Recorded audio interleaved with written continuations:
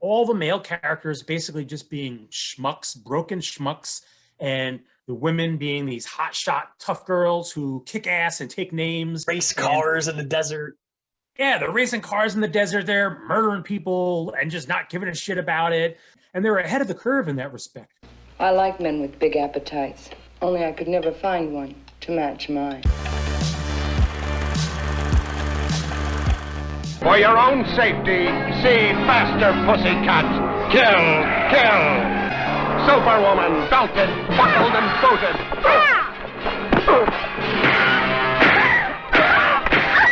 You're wasting yourself on this kid and hanging yourself for nothing. For nothing? It's got nothing to do with the money. She is the money. Everybody's got to go.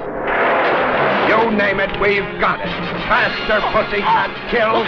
You've watched the 1965, I guess you could call it an exploitation film, Faster, Pussycat, Kill, Kill. The notorious / legendary Russ Meyer, who became very well known in trash movie circles for movies that were basically like boobs and violence. What exactly makes an exploitation film? It's basically just a brand of B movie, or I would say C movie. It's a brand of B movie where the focus is on tits and ass and salaciousness, salacious violence, salacious sexuality, that kind of that kind of thing. Hey, Rosie, baby. I got it all warmed up for you. Go ahead, this sponge. Soak it up. They're sort of semi-intentionally trashy movies that are meant to really lean into the kind of salacious aspects of society and culture that usually don't get leaned into in entertainment. And they don't do so with any want or need or desire to offer social commentary or deeper thoughts about it or anything like that. Clapton's stiff in his heap. He's had a bad accident. But what do you think about this movie? Because you said you feel it sort of holds a place in film history somehow. Yeah, it's a big time cult classic, and understandably so. When you take it in the context of its time, it's actually really interesting to consider this movie being made in 1965. All the male characters basically just being schmucks, broken schmucks, and the women being these hotshot tough girls who kick ass and take names. Race cars in the desert. Yeah, they're racing cars in the desert. They're murdering people and just not giving a shit about it. And they're ahead of the curve in that respect. I like men with big appetites, only I could never find one to match mine. Probably fair to say that Quentin Tarantino is a big fan of Faster, Pussycat, Kill, Kill.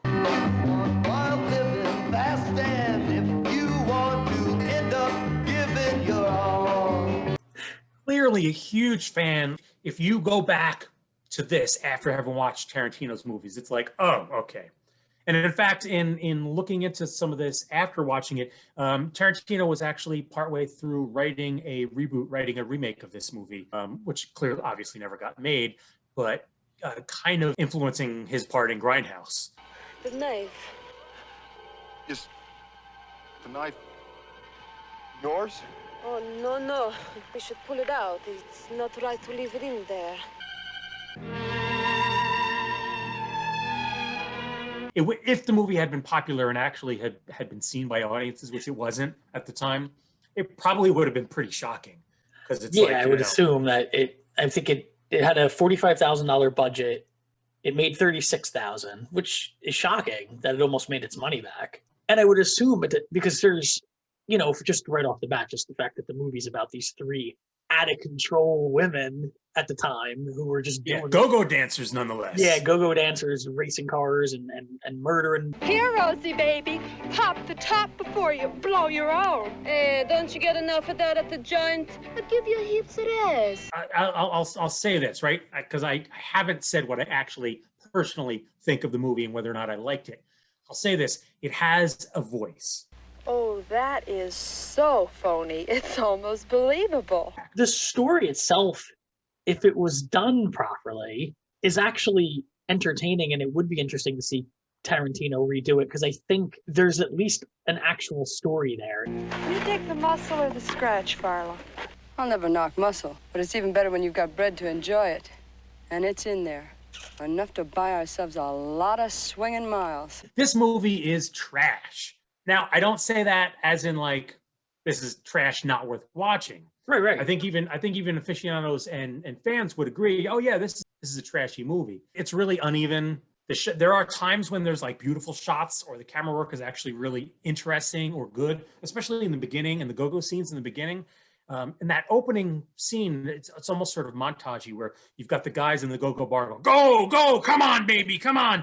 And the cameras into their faces and back and forth to the go-go dancers and them. I initially thought, oh, this is going to be a pretty wild ride, actually. This is like really interesting. They're just sort of pulling out all the stops. It gets actually then really like mediocre after that, where Meyer kind of doesn't know what to do with the camera, or there are these really boring, just back and forth. It's like it's a daytime TV shit. But then there are times when there's really interesting stuff. Much later, Billy. The dialogue goes back and forth between being cringe-inducingly bad. Really? You got it made. I do that for fun. Well, then let's have fun, baby. And really clever and funny. You know, that's what I believe in. Seeing America first. You won't find it down there, Columbus. He's leaning into all these 60s like hip cat jargon. And sometimes it's hilariously bad, but sometimes it's like, wow, that is really good shit. You're the all-American boy. A safety first Clyde. You trying to say something? I never try anything. I just do it. Like I don't beat clocks. Just people. Want to try me? While I was watching this movie, my whole thought was, man, I'm really glad I'm watching this, but this is bad. Like, this is a bad movie. But I haven't been able to stop thinking about it since I watched it. Yes, ma'am. What can I do for you today?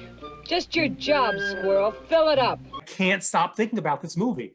Not because I think it was like secretly brilliant or good or anything, but there's just something there that's like, yeah, I get it. Like, I understand why fans really like this, because it's just not like anything else. When they get to the gas station after they murder the boyfriend, that whole scene is just funny and like it is very witty. We got 2 more cars to go, 8-ball. Don't make a career out of it. There's a scene that you mentioned earlier, the love scene. The leader takes the guy out and they're gonna, it's basically like the sex scene, even though you really don't see anything. Yeah, they're on the farm. Yeah, and they're talking forever as they're like making out, and it's the worst dialogue in the history of cinema. Whatever you want. Your cup to fill. It is so bad. Isn't it like, when I was watching, I was like, okay, so these are just, all these lines are supposed to be sexual innuendos, right? Like everything she's saying is supposed to be a metaphor. But it's like so ham-fisted, hilariously so. But again, in a way that's kind of delightful. I'm really glad that I watched it. I do have to throw in there, maybe only just to plug my book, Films of Martin Scorsese, Gangsters, Greed, and Guilt, available now. This movie played a small part in getting Martin Scorsese's career on track. Roger Corman, also a well-known producer in the exploitation genre and subgenres. He hired Scorsese to do Boxcar Bertha. Scorsese did a real great job with it, but it was what it was, and Scorsese's friends were like, this movie was trash. You're better than this. He was real disheartened by it. He took that to heart. His next movie was 1973's Mean Streets with Robert De Niro, and career was born. The rest was history. But yeah, his movie Boxcar Bertha is sort of in the direct lineage of Faster Pussycat, Kill Kill. Did you laugh at all? Was there anything that at one point where you laughed? Like at something that was meant to be laughed at? No. Oh yeah, then I laughed multiple times. Yes. Like right at the beginning when she karate chops the guy to death.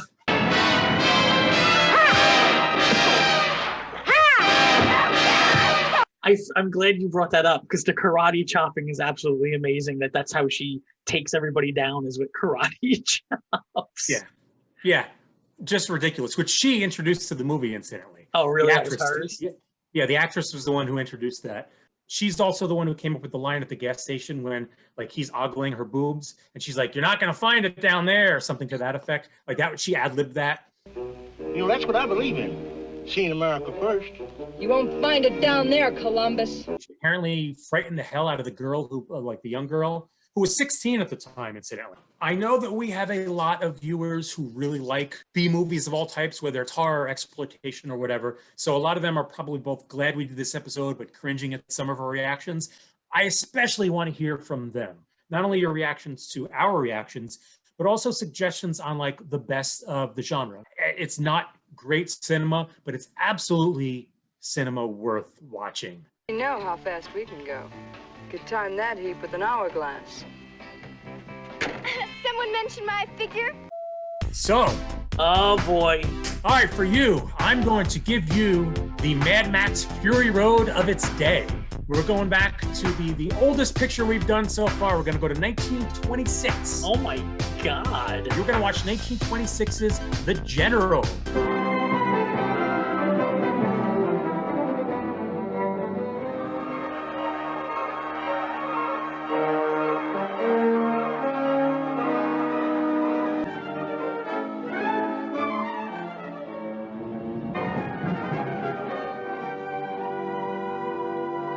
Well, I'll give it a look and I'll be back to chat about Buster Keaton's movie, The General. Thanks for hanging out at the movie club.